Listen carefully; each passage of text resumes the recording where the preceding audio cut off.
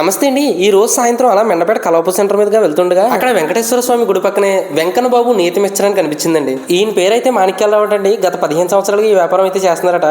అయితే ఈయన దగ్గర అన్ని రకాల బజ్జీలు ఉంటాయని, అందులో నేతితో చేసిన వంకాయ బజ్జీ ఉంటుంది. మాయా ఒకసారి తింటే వదలవు, మళ్ళీ తింటే కదలం అని చెప్పేసి నేతి వంకాయ బజ్జీ అయితే చెప్పాడండి తినడానికి మా ఒక ప్లేట్. ఇంకా ప్లేట్ లో బజ్జీ చూస్తుంటేనే మంచిగా నూరు ఊరిపోతుంది అనుకోండి. ఇంకా ఆకలి హెత్తని చెప్పేసి ఇంకా బజ్జీ ఒకటి తీసుకుని గుడుక్కుని నోట్లో పెట్టేసుకున్నానండి. బజ్జీ అయితే చాలా బాగుంది టేస్ట్.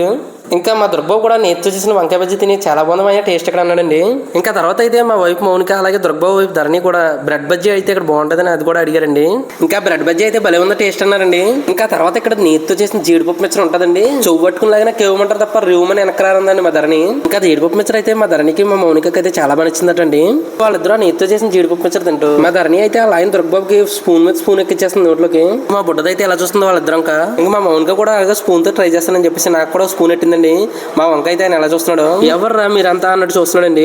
ఇంకా తర్వాత అయితే ఇక్కడ క్యారెట్ బజ్జీ బీట్రూట్ బజ్జీ కూడా బాగుంటాయి, అవి కూడా ట్రై చేసామండి. ఇంకా తర్వాత అయితే మారేడుబాకలో ఉన్నటువంటి శ్రీనివాస కూల్ డ్రింక్స్ అయితే తీసుకొచ్చాడండి. ఏదో దూరపు కొండలు నూనెపన్నట్టు ఇందరం అయితే తీసుకొచ్చాడండి మా ఊడు. ఇక్కడికైతే తీసుకొచ్చి ఇక్కడ నిమిషాడ లెమన్ బాగుంటాయి ఏం తాగుతారు అని అడిగాడండి. మా ధరణికి మౌనికకి అయితే లెమన్ తీసుకున్నామండి. మేమిద్దరం అయితే నిమిషాడ తీసుకుని తాగాము. ఇంకా తర్వాత అయితే ఆ నిమిషాడ టేస్ట్ చూపిద్దామని మా అమ్మాయి కొంచెం పట్టించానండి. ఇంకా మా అమ్మాయి అయితే రకరకాల ఎక్స్ప్రెషన్స్ అయితే పెట్టిందండి. ఇంకా ఎక్స్ప్రెషన్స్ అయితే చూసి మా నలుగురు అయితే తెగన వేసుకున్నామండి. మా అమ్మాయి చేసిన ఒక వీడియోతో కిరణ్ అబ్బవరం స్టోరీ పెట్టుకునేలా చేసిందండి. ఆ వీడియో కూడా ఒకసారి చూసేయండి. మంచి